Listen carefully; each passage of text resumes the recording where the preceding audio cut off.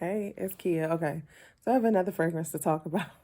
So, in my adventures, I love the House of Nishane. Um, Ani, 100 Silent Ways, Zen. Um, yeah, like all of them really have my heart, and I was just like, oh, oolong tea.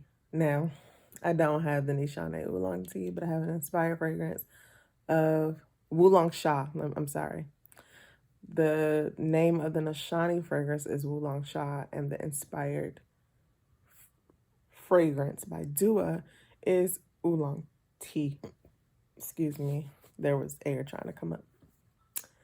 Now, I was like, well, I want another Nishane fragrance. So what should I get? Like, there were some things that kind of crossed my mind, tuberosa, but I said, Kia, you have about 50 tuberose scents. Like, is this really going to be that different? I'm sure they're going to do a great job at doing a tuberose fragrance, but just seriously, what are the chances that it's going to be that much different from any other tuberose fragrance you have? So I kind of skipped that one. Some other ones, I just really wasn't sure. Like the notes weren't jumping out at me, but the Oolong Sha was the next one on my list. I did not get that. What I did get was a fragrance called Vain and Naive. Vain and Naive. Do you hear a lot about that fragrance? I don't hear too much about it, but I was just curious. I love the name. It's pretty cute and quirky. It's supposed to represent the love story of the creators of Nishane, the creative directors. Don't quote me, but it's supposed to represent the love story of a girl and a guy. The guy wants to love the girl, but the girl is withholding her love kind of in a coy but shy way. And then by the time she blossoms and opens up and is ready to share her love, it's a little too late because the guy is going off abroad. But let me tell you some of the notes of Vain and Naive. Vain and Naive has top notes of orange and bergamot, middle notes of raspberry, plum, rose, and jasmine cedar. And then in the base, you have sandalwood, tonka bean, musk, amber, benzoin, and patchouli. So this was also created in 2018, and nose behind this is Chris Maurice. And according to my notes, yes, it is a tribute to the unique love story of the creative directors of Nishane.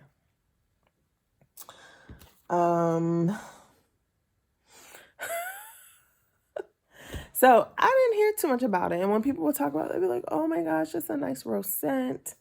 But it wasn't one that was typically talked about like you would with Ani, 100 Silent Ways, and Hachiva. Hachiva is a tad bit too masculine for me. It's a nice fragrance, but it's a tad too masculine for me.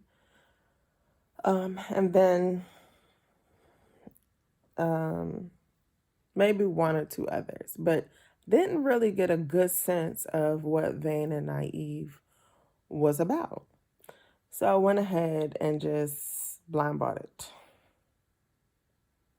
So I blind bought it, and I was actually pretty disappointed because I've known Nishane to have great performance in their fragrances. The actual juice is pretty unique, but Vain and Naive fell short for me.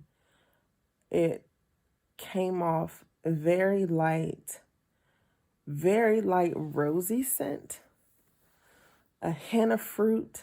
I guess that's that raspberry. And I was just confused, like, did I get a bad batch? Is something wrong here? I just could not understand why I was not smelling this fragrance like I know Nishane fragrances to kind of do to perform and smell like. And then I had to come to terms with the fact that you bought a fragrance that is very soft, is a whisper, close to the skin, kind of powdery. It's very much in the same vein of Glossier's You, my Bath and Body Works Kaleidoscope. So it's on that, in that realm of things. But the few things that I've heard or read about Vain and Naive, I did not hear that. So when I got it, I was very, very, very disappointed. But now that I have wrapped my head around the fact that I'm not going to get another Ani, that I'm not getting another 100 Silent Ways, or Zen for that matter, it's a different fragrance. These houses make fragrances for different palettes.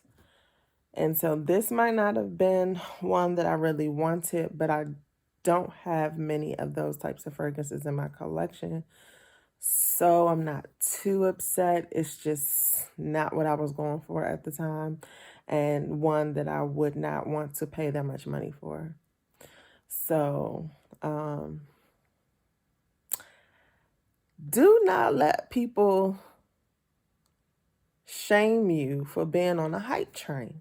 I just wanted to say that, because then there's instances like this where you're like, let me veer off the path and try a hidden gem or something that's not as talked about. You can come across some good things, but if you're like me and you're looking for great recommendations and you're not out here being Christopher Columbus discovering things, but actually, like, it's okay to be on a hype train. The difference is you have to know if the hype is worth it for you. So I think this is why you don't hear a lot about Vain and Naive, because it's just one of those fragrances that are for people who want more of the skin scent, that want more of the quiet office scents, somebody who doesn't want to be too loud, but like that kind of powdery rose. Did I show you guys the bottle? I'll have it right here. So this is the bottle. She's cute. Vain and Naive.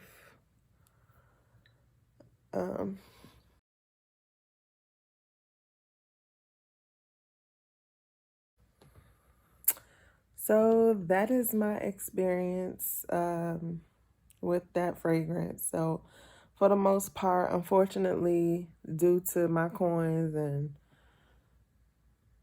just in search of a good fragrance, I'll be on a hype train. Will I always listen? Is it always worth it? No. But so I need a good recommendation. And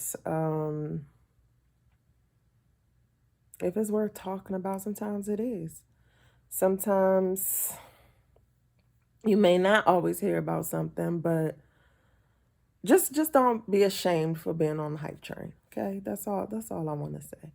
And if Vain and Naive sounds like it's one for you, please check it out. And that's it until the next video. Bye.